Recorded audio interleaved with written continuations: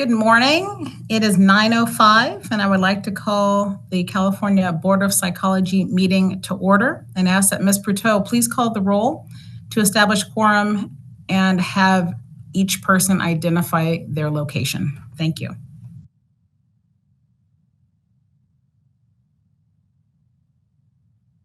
Good morning, and thank you for your patience in figuring this out today. I am going to go by location to start, to identify and have the members identify the location that you are in. So we will be a little bit out of order today. We will start with Kasuga. I'm here at the Elihu M. Harris building on 1515 Clay Street, second floor, room 15, Oakland, California, 94612. Thank you, Dr. Kasuga. Riscate. I believe she will be running late. Thank you. Yes. On to Dr. Tate. I am here, and I am at 2888 Eureka Way, Suite 200, Redding, California, 96001. Thank you. Thank you. Dr. Cervantes. Good morning. I'm here at the Tri-Center building at 333 South Anita Drive, room D, conference room D, in the basement in Orange, California. Thank you. Dr. Harb Sheets. I am at 12803 Pimpernel Way, San Diego, California, 92129. Thank you. Dr. Phillips. Morning. I'm here at 8920 Wilshire Boulevard, Suite 334, Beverly Hills, California, 90211. Mr. Fu is also here with me. Thank you very much. And in the El Dorado room, Ms. Nystrom. I am here, 1625 North Market Boulevard, El Dorado room in Sacramento. Thank you. Dr. Rogers. I am here at the Department of Consumer Affairs, 1625 North Market Boulevard, El Dorado room, Sacramento, California. Thank you. Roll is complete. Quorum is established. Thank you to everyone for joining this morning and bearing with us while we get all of those sites secured. I'm Leah Tate, and it's my pleasure to welcome you to the California Board of Psychology meeting. The Board of Psychology protects consumers of psychological services by licensing psychologists, regulating the practice of psychology, and supporting the evolution of the profession. In addition to welcoming the public today and our stakeholders, board staff, and board members to our meeting, I would also like to welcome Mr. Anthony Payne, who's our new Board of Psychology counsel. Mr. Payne, would you like to say a few words? Thank you, Chair. Good morning. Good morning, everyone. Thank you for having me. Looking forward to assisting all of you. I've actually been at DCA for about 4 years, and then I took a brief limited term appointment to assist the Citizens Redistricting Commission. And now that the lines are all drawn, I'm back. So it's good to be with you all. Thank you again. We're happy to have you. In addition, continuing professional development or CPD credit will be available for attending this meeting today. And I'm going to give Ms. McCochran a few minutes to share how to properly document your attendance for CPD credit. Ms. McCochran, please. Hi, good morning. Attending today's board meeting provides you with CPD credit. For your CPD records, please notate today's date as August 18th, 2023, and note that we are here for the board meeting. At the end of the meeting, I will announce how many hours you can be credited. If you called into the meeting, please email bopce@dca.ca.gov with your license number, and the phone number used to call in. If you signed in using your computer or mobile device, your attendance is automatically documented and no further information is necessary. Back to you, President Tate. Thank you so much. Before we dive into swearing in reappointed board members, I would like to discuss several housekeeping items for our meeting today. Board members are located in remote locations that are open to the public. Some of these locations close at 5 p.m. today. With that deadline in mind, the board is going to discuss action items first, and then if there is time, take up information-only items. My goal is to complete open session business by 3 p.m. today so the board can go directly into closed session with the objective of completing closed session business by the 5 p.m. deadline. One item that may be of interest to the public and our stakeholders is agenda item number 6B, specifically the barriers to telehealth survey results. Since this is not an action item, and it possibly may not be covered today, I wanted to inform everyone that we received a lot of great feedback from the survey, and we'll be discussing the results in depth during the Outreach and Communications Committee meeting on September 22nd. This item will be back on the agenda for the full board meeting during November 2nd and 3rd. Also, since we do have board members in several remote locations, I will defer to board members during public comment periods. If a board member has a member of the public at the site who would like to make a comment during a public comment period, please let me or the facilitator know. For people planning food delivery around this meeting, I'm planning on taking a break around 10:30 and having a 45-minute lunch break around 12. Thank you so much for bearing with me on the various housekeeping items, and I think we are ready to move on. Ms. Sorick, would you like to take it from here? Hello and good morning, board members. I will be starting with administering a ceremonial oath of office. The board typically does this as a way to introduce new members and reintroduce members that have been serving the board. Dr. Tate will be swearing in Ms. Riscate when she joins us later in the meeting. But all official paperwork has been signed and filed and delivered. So I will go ahead and get started with Dr. Tate. So this is the oath of office for the Office of the Board of Psychology, and I'll have you repeat after me. I, Leah Tate. I, Leah Tate. Do solemnly swear or affirm.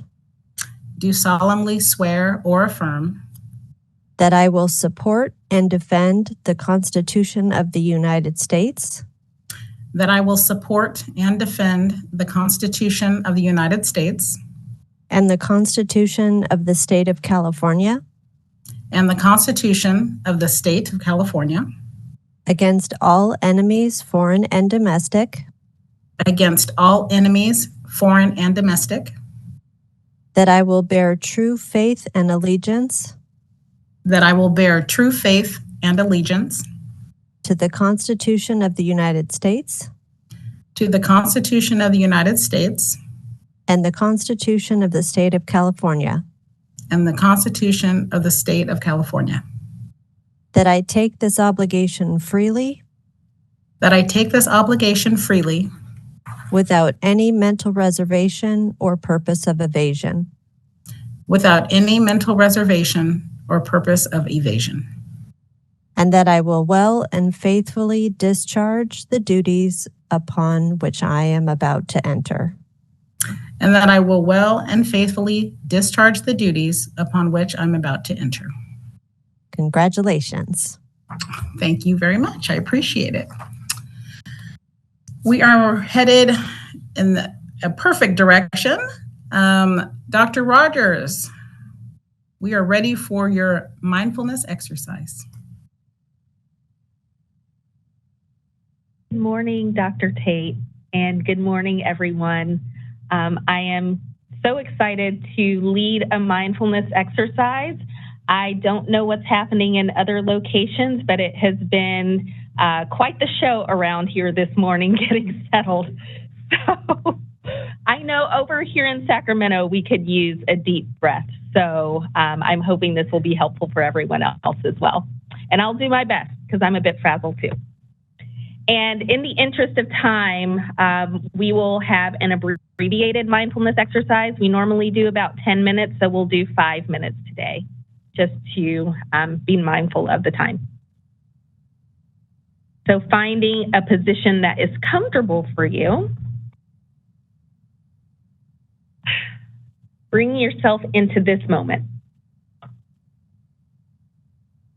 Many things happened leading up to this moment, and there is a lot of information on our agenda to cover today.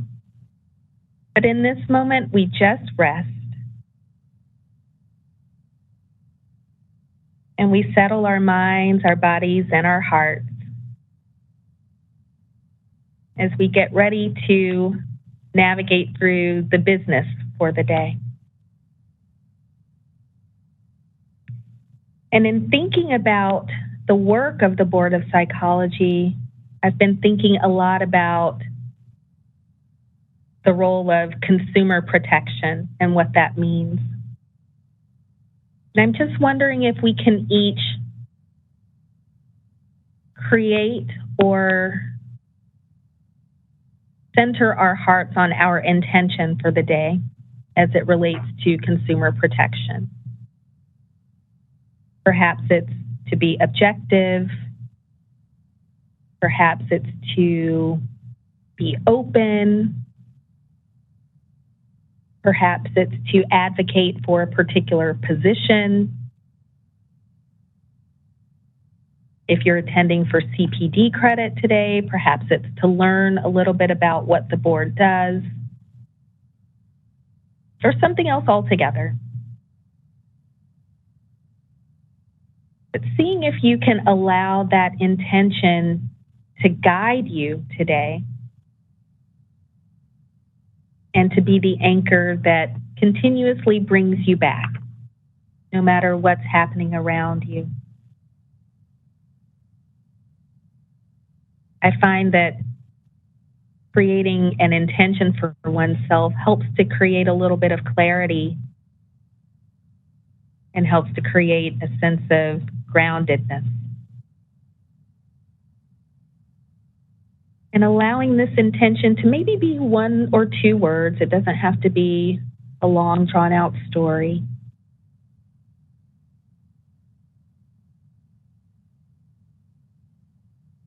And letting your heart rest on that particular word.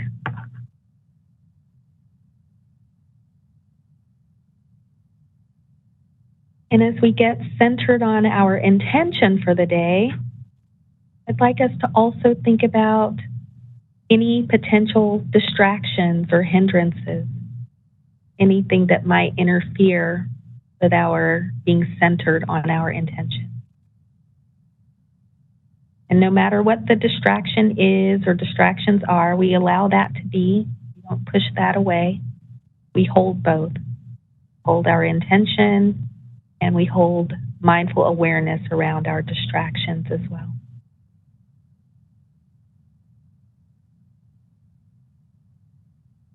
So for the next few moments, now that we have our intention, and maybe also having mindful awareness around our distractions, we'll use the breath as a way of bringing ourselves into the present moment and getting centered for today. So just taking a few deep breaths.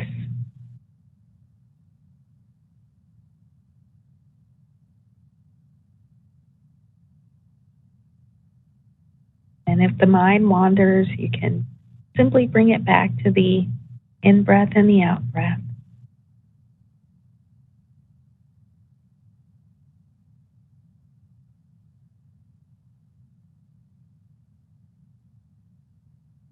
And now let's apply both our intention and potential distractions to the breath. So on the inhale, perhaps you say the word that you're using for your intention today, whether it's openness, clarity, wisdom, advocacy, whatever it is. You breathe that word in. And then on the exhale, silently saying whatever that distraction might be. So we breathe that out.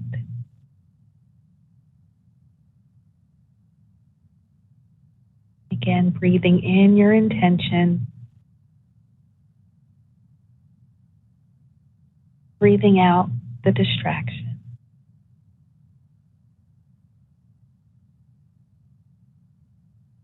And now we rest in kind awareness as we get ready to engage in the business of the day. And I will ring a soft bell to end our practice.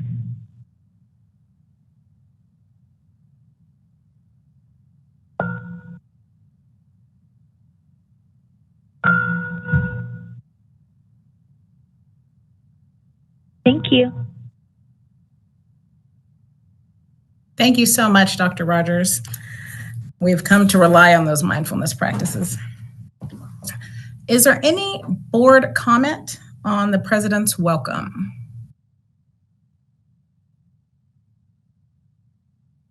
This is Board Member Sayron Fu, just letting you know that I'm here in attendance, and I'm at the location on Wilshire Boulevard here in in Beverly Hills. Perfect. Thank you so much.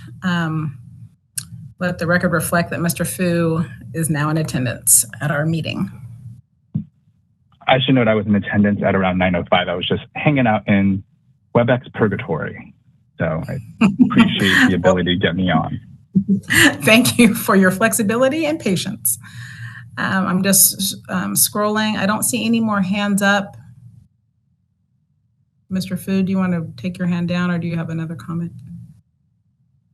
Oh, my apologies. That was my desperate attempt to get attention to get promoted. Appreciate it. Thank you. Thank you. I don't see any board comment. Can we please open up public comment? We are now accepting public comment on the President's welcome. If you would like to make a comment, please raise a hand. Dial-in users will need to dial *3 to raise a hand. You may also type the word comment into the Q&A box in the lower right-hand corner of the screen and send that comment to all participants. I saw a hand flash up. Try that again, please.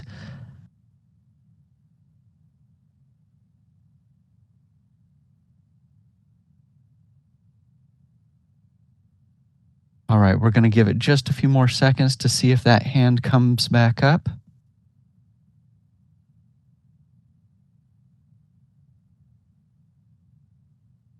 Seeing no request for comment, would you like to return to the agenda?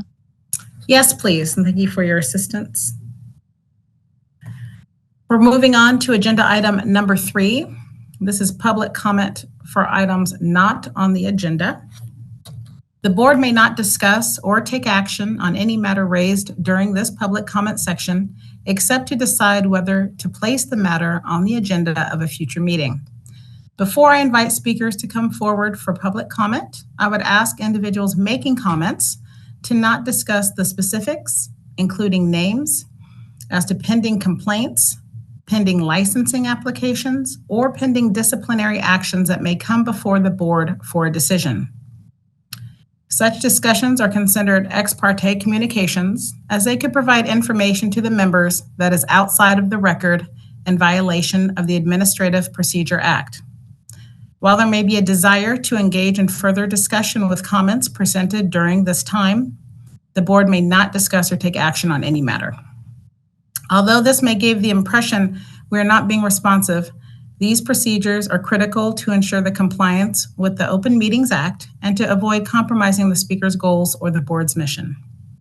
And in addition, if there is a speaker before you who expresses thoughts that are extremely similar to yours, please feel free to verbally agree with previous speakers instead of repeating the exact same comment. Each speaker will have 2 minutes. Mr. Moderator, can you please open up public comment and monitor the 2 minutes, please? Absolutely. As stated, speakers will be given a chance to speak, and they will be given a 2-minute limit with a 30-second warning. If you would like to make a comment for items not on the agenda, please raise a hand. Dial-in users will need to dial *3 to raise a hand. You may also type the word comment into the Q&A box in the lower right-hand corner of the screen and send that comment to all participants. And I see a hand raised. Hold on just a moment, Timothy Legg. We're going to send you a request to unmute your microphone.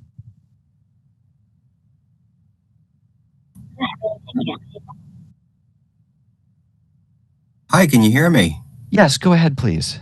Fantastic, thank you. I do have a comment regarding continuing professional development, specifically learning activity number 4.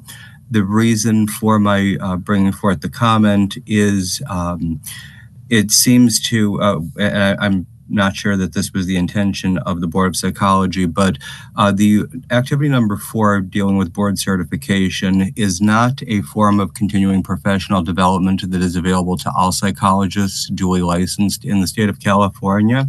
And as a result, it only permits certain licensed psychologists to avail themselves of the full 4 categories of continuing professional development, while relegating others to only 3.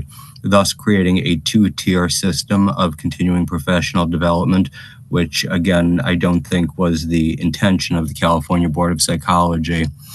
To that end, my question for potential future inclusion is, would the California State Board of Psychology entertain other relevant certifications in the field as potentially meeting that the conditions of CPD learning activity number 4, as opposed to simply ABPP certification?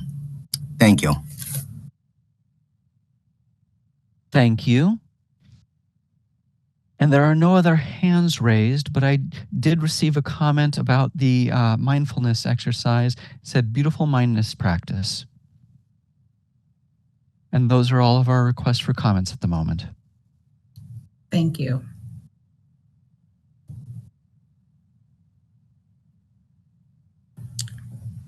Thank you for the public comment. We appreciate that. We're moving on to item number 4, which is discussion and possible approval of the board meeting minutes from our May 19th, 2023 meeting. Is there any discussion or a possible motion from a board member? This is Dr. Harb-Sheets. I move to approve the board meeting minutes from the May 19th, 2023 meeting.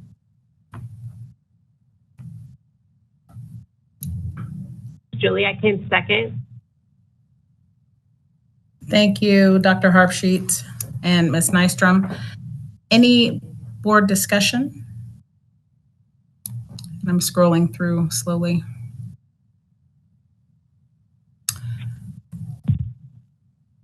Let's see, Mr. Facilitator, can you please open up public comment for agenda item number 4? We are now accepting public comment on the meeting minutes. If you would like to make a comment, please raise a hand. Dial-in users will need to dial *3 to raise a hand. You may also type the word comment into the Q&A box in the lower right-hand corner of the screen and send that comment to all participants. As a reminder, you'll be given a 2-minute limit to speak and a 30-second warning. And there appears to be no request for comment at the moment. Do you wish to continue with the motion? Yes, please. Back to the board. Any other comments before I call for the vote? Ms. Pruteau, can you please call the roll? Suga. Cervantes. Abstain? Who? Harb-Sheets. Aye. Nystrom. Aye. Phillips. Aye. Rogers. Aye. Tate. Aye. Thank you. Thank you. Motion passes. Agenda item number 5 is the President's report. And I would just like to highlight that the meeting calendar is available in the agenda packet. This calendar includes our committee meetings and our next full board meeting, which is scheduled for November 2nd and 3rd. And this will be an in-person meeting in Los Angeles, California. We have Ms. St. Clair from Solid, who will outline our strategic plan process. Ms. St. Clair, please. I'm going to borrow the presenter role from staff, or at least, yes. Just a moment here, and we'll switch PowerPoint slides. All right, good morning. My name is Tricia St. Clair with Solid Planning Solutions, and I'm a strategic business analyst and facilitator, and I'll be helping the Board of Psychology with its new strategic plan, along with my co-facilitator, Elizabeth Cornell, who's with us listening this morning. So I'm going to quickly go over the what, why, and how of strategic planning. So strategic planning is simply a process for an organization to define its direction and decide how to use its resources to achieve its mission and goals. And why we conduct strategic planning? Well, it helps organizations be more efficient and effective, helps them achieve long-term and short-term goals, and it's legislatively mandated. So back in the 1990s, legislation was passed requiring all California state agencies to have strategic plans, measurable performance objectives, and continuing process improvements. So at the Department of Consumer Affairs, we follow a 5-phase approach to strategic planning. This process includes surveying stakeholders. And when I say stakeholders, I mean simply anyone who is affected by or who affects your organization. And then we report on those survey results. And then we workshop to identify objectives for a new strategic plan. So here is a flow chart that represents the 5 phases of strategic planning. And the Board of Psychology is getting ready to enter the second phase, the environmental scan phase. And when we say environment, what we mean is we mean the environment that the Board of Psychology operates in. So we're looking at the workplace environment as well as the outside world, because sometimes there are happenings in the outside world that a strategic plan might need to address or take advantage of. At the top of this flow chart, you can see times allotted to each of the phases. And it's a pretty lengthy process, which makes sense because it's legislatively mandated and it's your organization building a roadmap that's going to guide them for the length of your new strategic plan. And typically a strategic plan is going to last anywhere from 2 to 5 years, just depending on the number of objectives that the plan contains. So as you may be aware, the governor issued an executive order to strengthen the state's commitment to a California for all by directing state agencies and departments to take additional actions to embed equity analysis and considerations into their policies and practices, including the strategic planning process. So here at DCA, we're driven by our consumer protection mission and common goal to support our employees and people and communities across California. So as such, you will find that we have improved our strategic planning process to reflect our commitment to diversity, equity, and inclusion. And you'll hear us referring to that as DEI for short. So how have we incorporated DEI into the strategic planning process? We've added DEI and demographic questions to our surveys. We include a DEI analysis when we provide you your environmental scan report. During the strategic planning process, we encourage DEI and goals and objectives. And finally, we remind strategic planning session participants to consider DEI impacts and policy decisions. So I'll quickly go over the components of a strategic plan.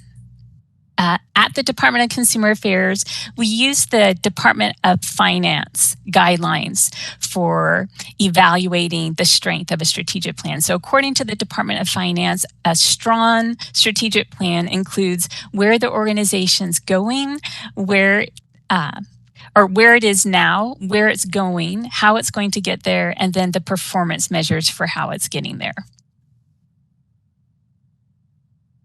So part of where an organization is now is the mission statement, which describes your purpose, your reason for existing. During the strategic planning process, we'll review the Board of Psychology's mission statement and see if we want to make any changes. Another part of where the Board of Psychology is now is the environmental scan, and to look at the environment in which the Board of Psychology operates, we ask stakeholders what are the Board of Psychology's strengths, weaknesses, opportunities, and threats. So strengths and weaknesses in its daily operations, opportunities and threats in the outside world, and we call this a SWOT analysis. Values also reflect where your organization is now. They represent your guiding principles, how you wish to treat your stakeholders, how you go about achieving your mission, and even the workplace culture that you want to have. Again, at the strategic planning process, you'll get a chance to review your current values and possibly update them. And then we have where you're headed. Where you're headed is represented by your vision statement. Your vision statement describes what would happen if you achieved your mission statement. And also your goals represent where you're going. Each program or organization defines its own goals. Goals are very broad. They reflect your day-to-day operations. Currently, the Board of Psychology has 6 goal areas. During the strategic planning process, you may wish to rename your goal areas, combine them. We'll be assessing that. And then objectives, which you'll be brainstorming during the strategic planning process itself, also represent where you're going.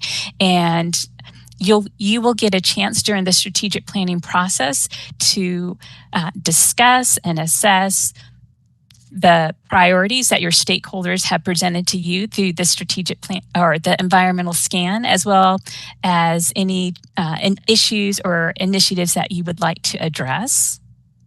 And objectives tend to be more specific, and their length of time is tied to the length of your strategic plan. And again, strategic plans typically are anywhere from 2 to 5 years in length.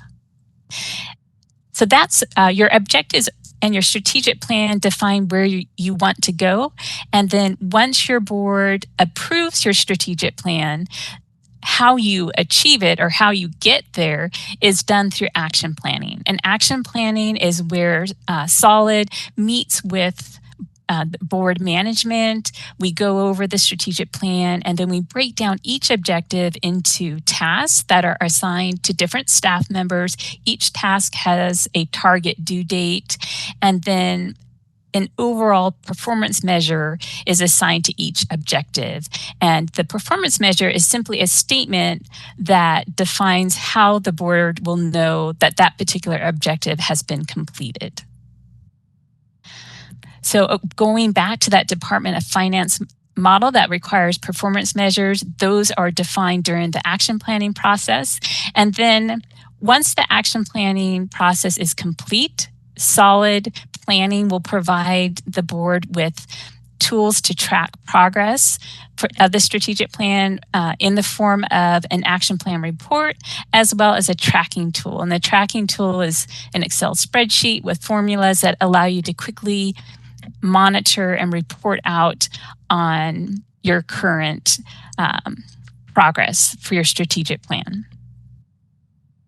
So that is what I wanted to cover today. Does anyone have any questions? Thank you so much, Ms. St. Clair. I'm actually looking forward to the process. This will be my first time doing a strat plan with the board, so I'm looking forward to it. Wonderful. Any other board members have comments or questions?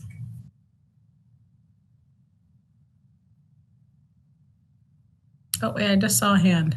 Wait. Hi, Dr. Tate. I would just like to echo what you said. I'm excited about the strategic planning as well. And in the update, Ms. St. Clair, I just wanted to tell you how much I appreciated the sharing about the DEI efforts. That's all. Thank you. Thanks, Thank Dr. you. Rogers. I don't see any other hands. Madam Board President, I believe Mr. Fu has his hand raised. Okay. Go ahead, Mr. Fu. I'm still looking for your hand, but go ahead. Much, Dr. Tate. Two questions. The first question is with regard to our in-person Los Angeles meeting. Has a location been identified just for planning purposes for those of us who live here in Los Angeles? Not that I know of, but Ms. Sora could be better equipped to answer. I'm sorry, Mr. Fu, can you repeat the question one more time? No worries. Has a location been identified for the Los Angeles board meeting location for the board meeting in November?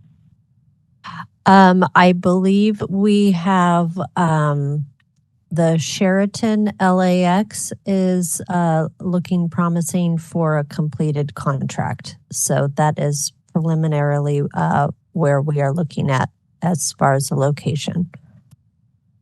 Thank you so much. That's really helpful.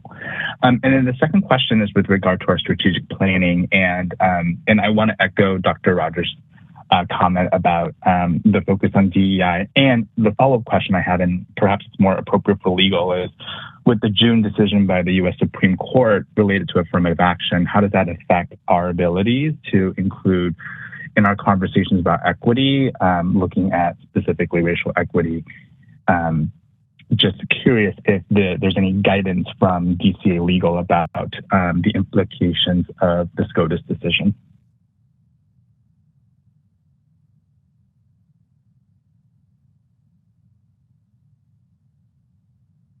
Good morning.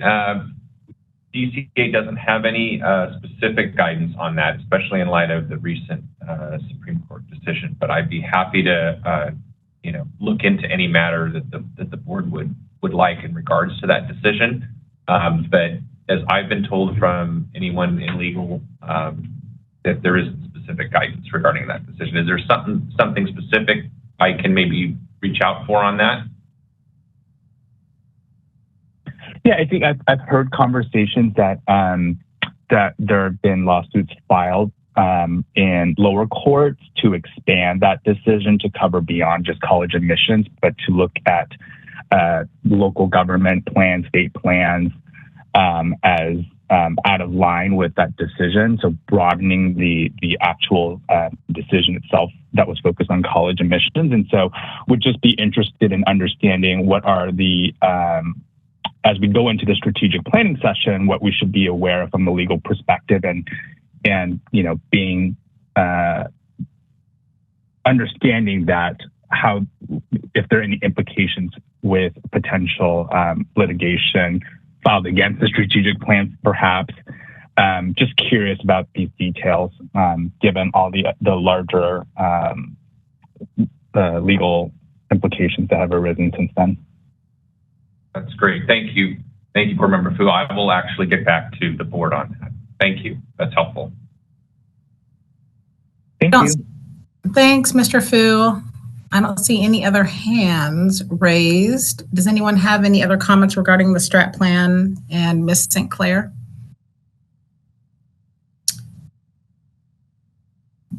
Mr. Facilitator, can you please open up public comment?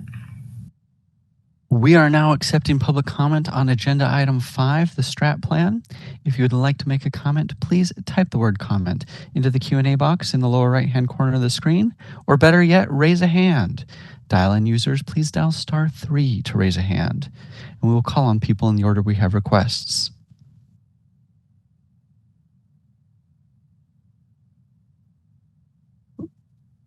Seeing no request for public comment, do you wish to continue with the agenda?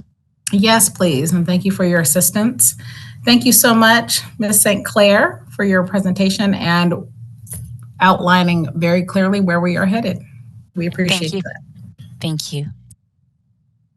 Agenda item number 7 is where we're jumping to, and that is the DCA update, and that will be provided by Judy Bucciarelli. Is Ms. Bucciarelli a panelist?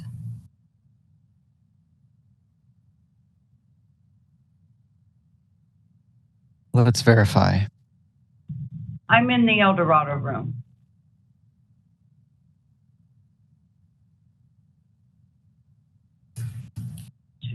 Please go ahead, Ms. Bucciarelli. Yeah, we can move it. Moving the speaker over. Thank you.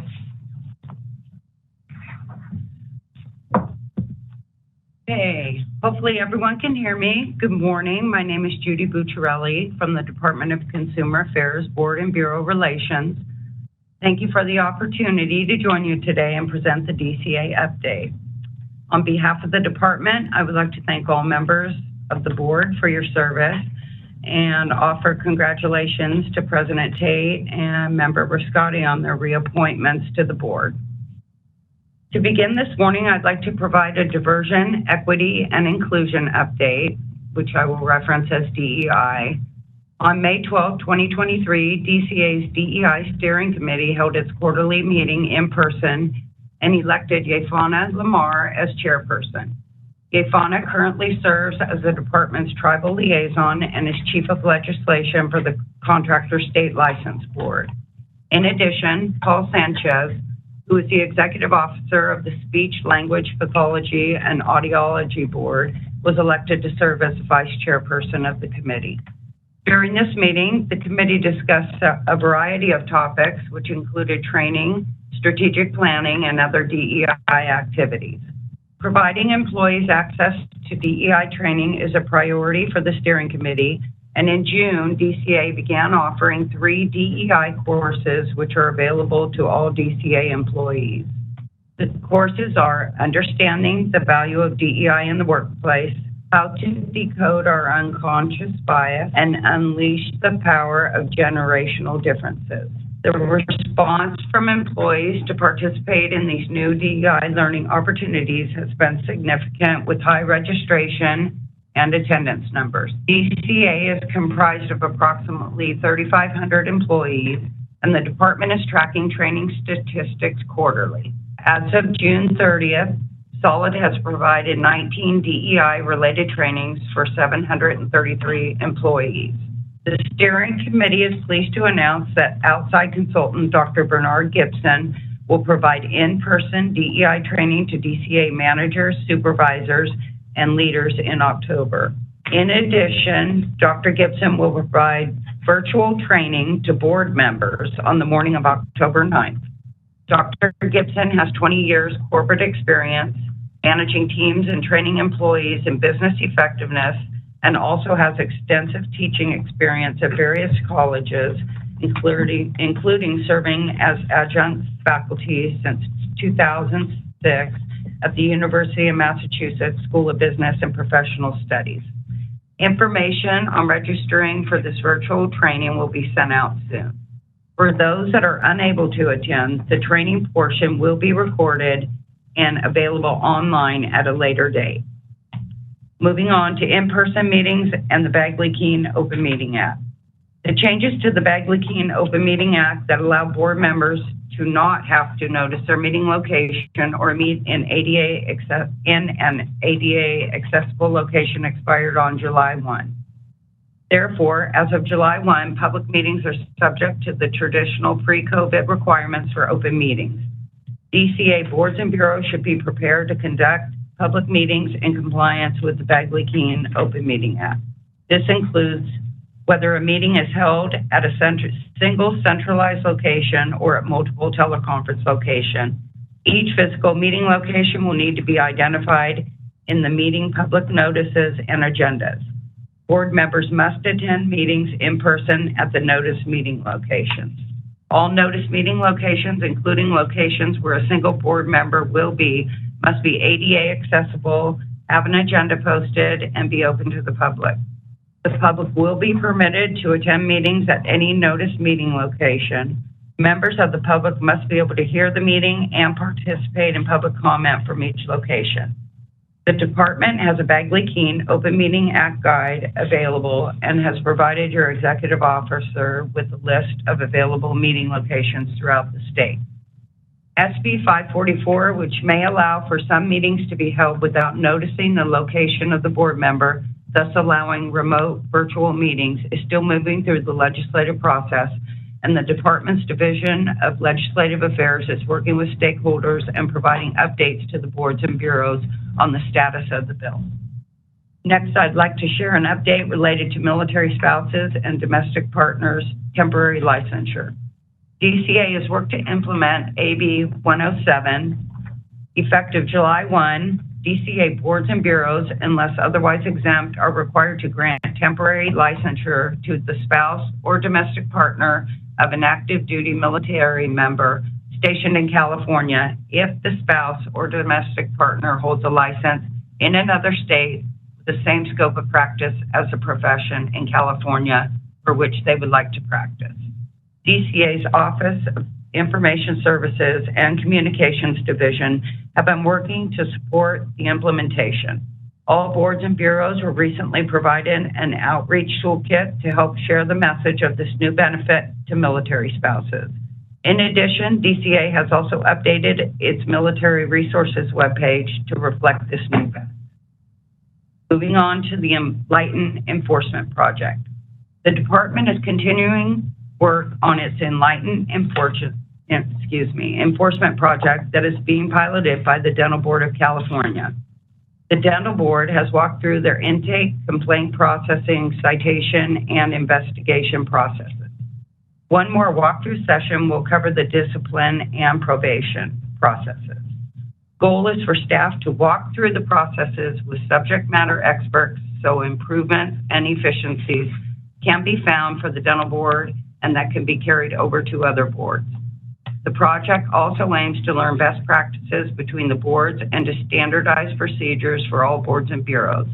The final benefit will be a template for policies and procedures related to enforcement processes for all boards to use.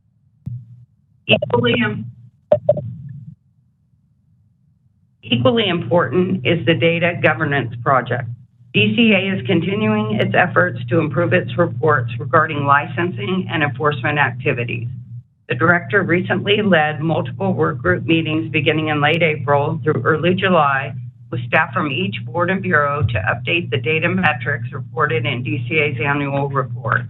The department's goal is to ensure consistency with report data in the annual report, DCA's data portal, and board and bureau sunset reports. Future meetings are expected in August and ongoing to help build new reports or modify existing ones to provide the new metrics for next year's annual report. DCA held a meeting on July 17th with all boards and bureaus to review guidance on how boards and bureaus can compile and report data to the department for inclusion in this year's upcoming annual report. This project will likely be completed at the beginning of 2024. Next, I will share information related to press release translations. To further the department's efforts to reach Californians we serve, DCA will request the boards and bureaus translate any press releases they issue into Spanish. California's top non-English language spoken is Spanish, and establishing a standard of translating releases into both English and Spanish will enhance the reach of information released. In addition, boards and bureaus are also encouraged to evaluate any additional languages outside of Spanish that may serve their audiences. For additional information on press release translations, please contact Board and Bureau Relations. Next, I have a board member onboarding reminder related to the oath of office. Board members who have been appointed and reappointed cannot begin their service or perform any official functions without first taking the oath of office. Unless otherwise provided, the oath may be taken before any officer authorized to administer oaths. Board members should contact their executive officer to arrange taking the oath of office. And moving on to a required board member training. There are 2 DCA-wide mandatory trainings for 2023. This includes sexual harassment prevention training and information security awareness. All DCA employees and appointees, including board and advisory council members, will need to complete the sexual harassment prevention training this year. Board members are required to take the 2-hour supervisory training. Board members with an assigned DCA email are required to complete Information Security Awareness Fundamentals training. This training addresses everyone's role in protecting DCA data and information and is available online and required every year. Both the sexual harassment prevention training and information security awareness training are available in the department's learning management system. If board members need assistance in accessing the learning management system, please reach out to DCA Board and Bureau Relations, or if available, your board member liaison. And moving on to an update for 2023-24 out-of-state travel. The Attorney General recently issued a press release adding 3 new states to California's restricted travel list with staggered effective dates in 2023-24 as follows. Wyoming, travel restricted, effective July 14, 2023. Missouri, travel restricted, effective August 28, 2023. Nebraska, travel restricted, effective October 1, 2023. If you have any questions related to out-of-state travel, please reach out to your executive officer. And finally, I would like to provide a board member orientation training reminder, also referred to as BMOT. Board members must complete BMOT within 1 year of their appointment or reappointment. On October 10th, BMOT will be offered virtually.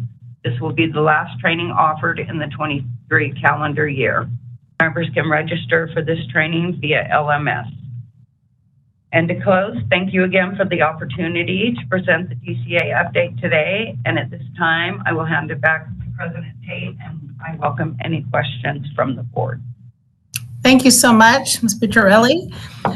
Is there any board comment or board questions regarding the DCA update? I'm scrolling slowly. I don't see any. Oh, who'd I miss? Hi, this is Shakanda Rogers. Hello, Dr. Rogers. I just have, Ms. Bucciarelli, thank you so much for your presentation. That was really informative. Hey, you're welcome. I have a 2-part question about the DEI training. Do you know if there is going to be like a post-training survey to measure the effectiveness of those trainings?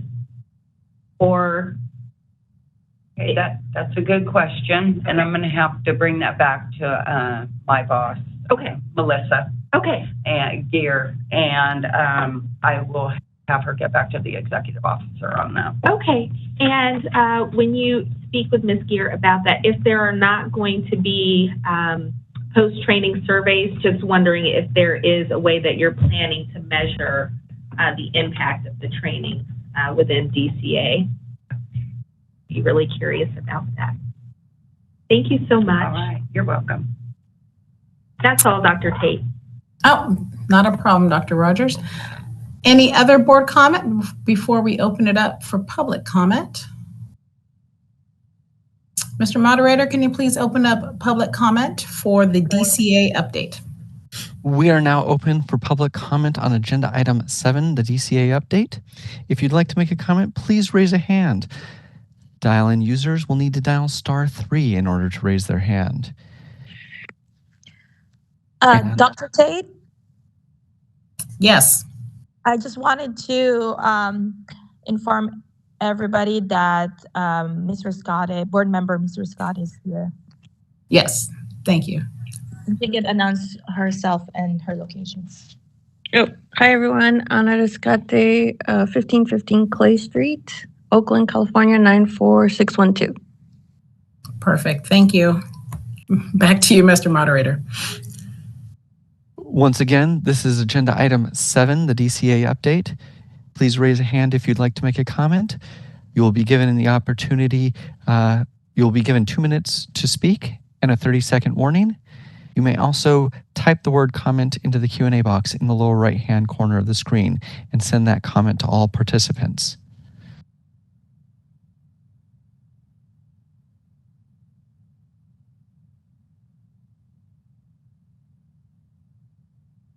And it appears there are no requests for public comment at the moment. Do you wish to continue with the agenda? Yes, please. And thank you for your assistance. And before we jump to agenda item number 8, I would like to take a pause. Dr. Kasuga just informed everyone that Ms. Riscate has joined the Board of Psychology meeting. And earlier in our agenda, Ms. Riscate is one of the individuals who needs to take her oath. And I'd be honored to administer your ceremonial oath. Ms. Riscate, are you ready? Yes, I'm ready. Perfect. I, Anna Riscate, I, Ana Rescate, do solemnly swear or affirm do solemnly swear or affirm that I will support and defend the Constitution of the United States that I will support and defend the Constitution of the United States and the Constitution of the State of California and the Constitution of the State of California against all enemies, foreign and domestic. Against all enemies, foreign and domestic. That I will bear true faith and allegiance That I will bear true faith and allegiance to the Constitution of the United States to the Constitution of the United States and the Constitution of the State of California. And the Constitution of the State of California. That I take this obligation freely. But I take this obligation freely. Without any mental reservation. Without any mental reservation. Or purpose of evasion. Or purpose of evasion. And that I will well and faithfully. And that I will well and faithfully. Discharge the duties. Discharge the duties. Upon which I am about to enter. Upon which I'm about to enter. Congratulations. And we are so happy to have you. Thank you. Not a problem. We are going to jump ahead to agenda item 8, Healthcare Access and Information, or HCI, presentation. This is Loan Repayment Program Update related to education capacity expansion programs, and updates on social work initiatives and funding sources not available to psychologists.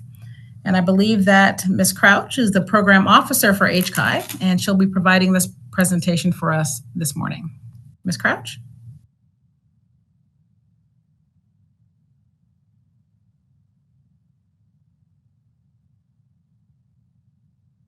Ms. Crouch, if you are speaking, you might be on mute.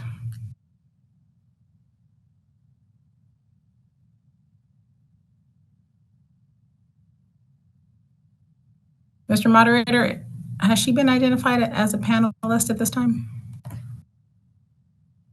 Let us check. Can you tell me the first name, please? This would be Ms. Michelle Crouch. Checking. Sorry.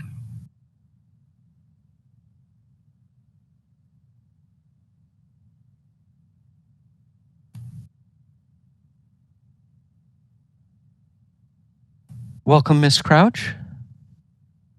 You should be able to unmute yourself at the moment.